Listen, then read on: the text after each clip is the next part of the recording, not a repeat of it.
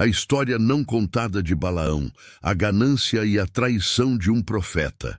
Este é o canal Personagem Bíblico, e esta é mais uma fascinante história real que está contida na Bíblia cristã. Vamos juntos assistir. Olá pessoal, bem-vindos de volta ao nosso canal. Hoje vamos mergulhar numa das histórias mais complexas e fascinantes da Bíblia, uma que envolve profecia, ganância e um animal falante.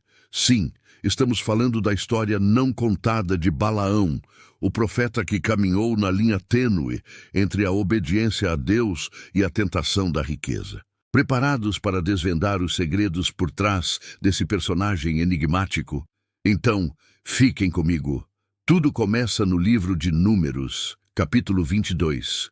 Os israelitas, após saírem do Egito, estão acampados nas planícies de Moabe, prontos para entrar na terra prometida. A sua presença imponente aterroriza Balaque, o rei de Moabe. Ele viu o que aconteceu com os amorreus e sabe que seu exército não é páreo para o povo de Israel. Desesperado, Balaque não recorre a estratégias militares, mas sim a uma arma espiritual. Ele decide contratar um profeta famoso, um homem cujo nome ecoava por toda a região, Balaão, filho de Beor. Balaão não era israelita, mas era conhecido por seu poder de abençoar e amaldiçoar. Acreditava-se que suas palavras tinham um peso real, que o que ele declarava acontecia. Então Balaque envia uma delegação de anciãos de Moabe e Midian, carregados de tesouros e pagamentos pelos serviços de adivinhação. A missão deles era simples: convencer Balaão a ir até Moabe e amaldiçoar o povo de Israel. A oferta era tentadora, riquezas e honra além da imaginação. Quando os mensageiros chegam à casa de Balaão, ele os recebe e ouve a proposta.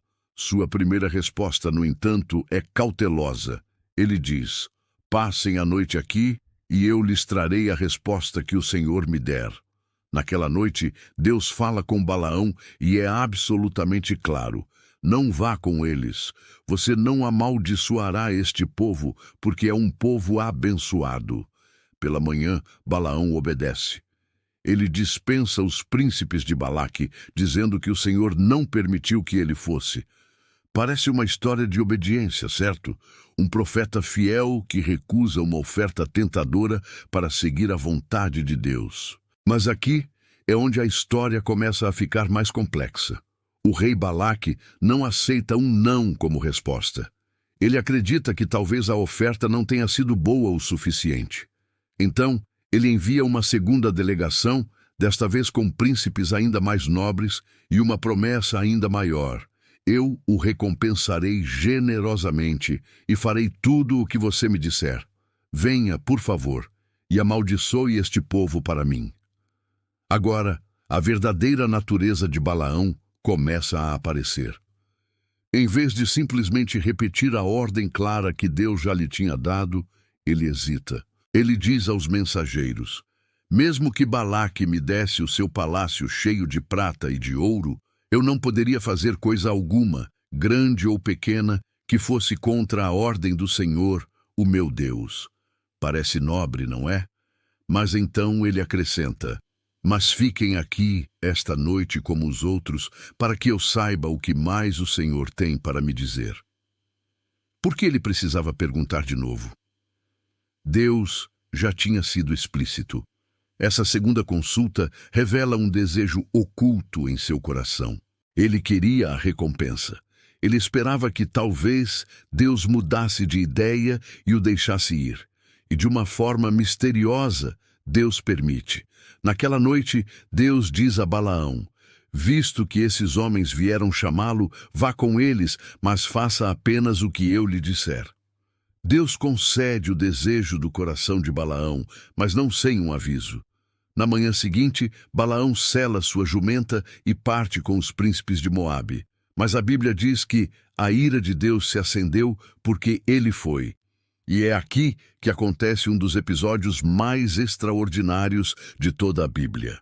O anjo do Senhor se põe no caminho como um adversário com uma espada na mão. E quem o vê primeiro não o profeta, mas sua jumenta.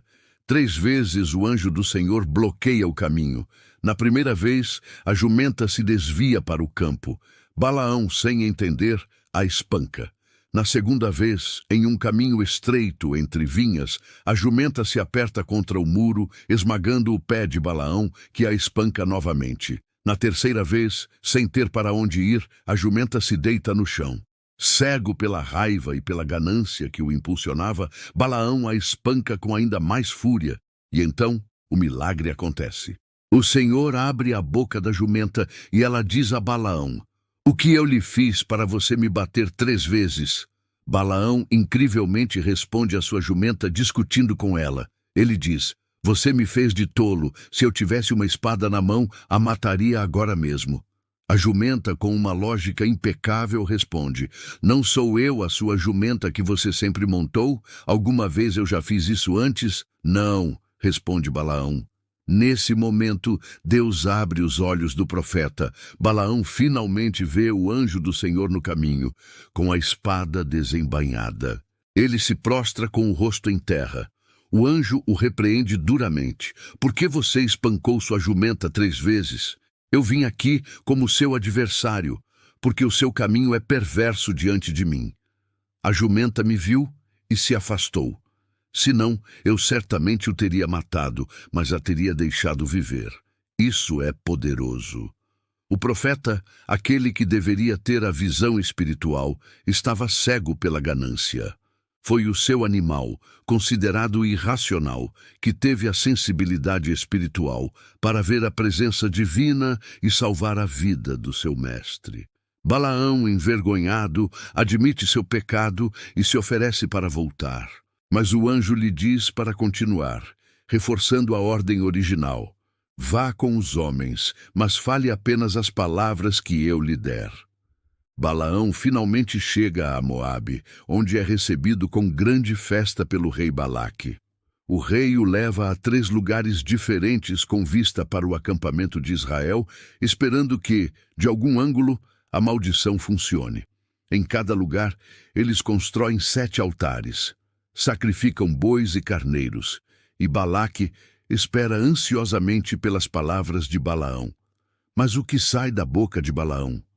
Apenas bênçãos. Na primeira vez, ele declara: "Como posso amaldiçoar a quem Deus não amaldiçoou?" Ele descreve Israel como um povo separado e numeroso. Balaque fica furioso. "O que você me fez?